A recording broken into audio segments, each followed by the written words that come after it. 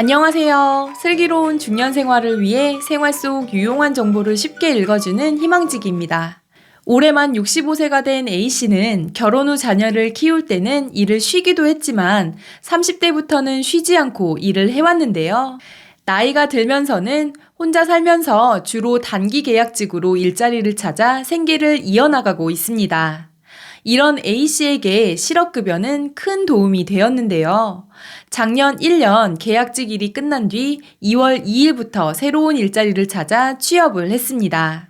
그런데 이제부터는 더 이상 실업급여를 받을 수 없게 되었다고 하는데요. 계약이 딱 하루 늦었기 때문이라고 합니다. 오늘은 65세 이상 실업급여에 대해서 자세히 알려드리겠습니다. 시청하시면서 좋아요만 한번 꾹 눌러주세요.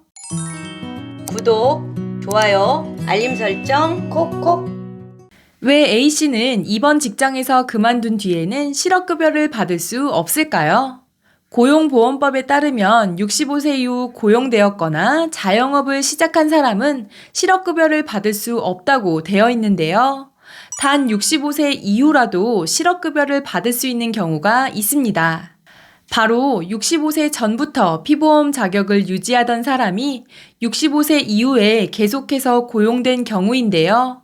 그러니까 65세 이전에 취업해서 고용보험에 가입했을 경우에는 65세 이후 실직해도 실업급여를 받을 수 있지만 65세 이후 신규 취업자는 실업급여를 받으실 수 없다는 것입니다. A씨는 1958년 2월 2일생으로 2023년 2월 2일에 만 65세가 되었습니다. 그런데 새롭게 일하게 된 곳에서의 계약일이 바로 2023년 2월 2일부터였는데요. 2월 2일 생일인 A씨가 하루 전인 2월 1일에 취업을 했다면 만 65세 이전에 취업을 한 것이라서 실업급여 대상자에 해당될 수 있었던 것입니다. A씨는 하루 차이로 실업급여 대상자에서 제외되어 무척 억울한 마음이 들었습니다. 여기서 만 65세 이상 실업급여를 받으실 수 있는 기준에 대해서 좀 더 설명드리면 만 65세 이전에 취업을 하시고 만 65세 이후에도 계속 고용되면 이후에 그만두셨을 때 실업급여를 받으실 수 있습니다. 그리고 만 65세 이후 이직을 하시는 경우에도 근로 단절이 없이 이직을 하면 실업급여를 받으실 수 있는데 토요일, 일요일, 공휴일을 제외하고 단절 없이 고용이 되면 가능합니다. 예를 들어 12월 31일 수요일 퇴사를 하고 목요일인 1월 1일 공휴일 이후 1월 2일 금요일에 재취업을 하셨다면 단절 없이 계속 고용이라고 볼 수 있는데요. 만 65세를 곧 앞두신 분들이나 퇴사와 재계약을 앞두신 분들은 참고하셨으면 좋겠습니다. 사실 요즘은 60, 70대에도 근로능력이 충분해서 파트타임이나 상근직으로 일하시는 분들도 꽤 많습니다. A씨 사례에서 보신 것처럼 실업급여 수급에 나이 제한이 있는 점이 불합리하다고 생각하시는 분들이 많으실 것 같은데요. 그런데 여기에 한 가지 긍정적인 소식이 있습니다.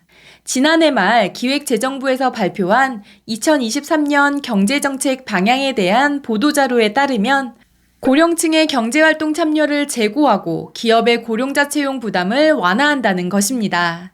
특히 현재는 65세 이상 신규 취업자의 경우 실업급여를 받을 수 없지만 65세 이상 신규 취업자에 대한 실업급여 적용 방안을 검토하겠다고 하는데요.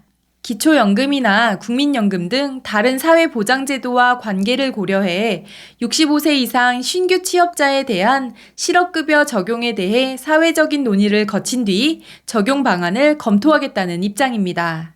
우리나라가 점점 고령화되어 감에 따라 고용보험 가입자 중에서도 60세 이상 고령자가 차지하는 비중이 늘고 있다고 합니다.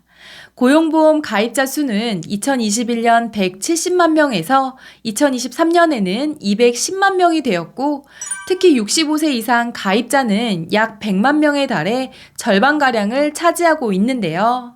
게다가 통계청 조사에 따르면 55세부터 79세의 중장년층과 고령층의 약 70%는 장래에도 계속 일을 하고 싶다는 의사를 밝혔고 이분들의 근로희망 연령은 평균 73세였다고 합니다.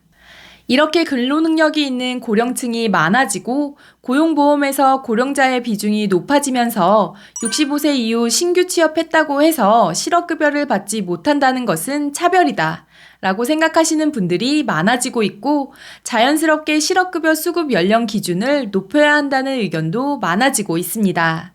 우리 구독자님들의 의견은 어떠신가요? 댓글로 의견 남겨주세요.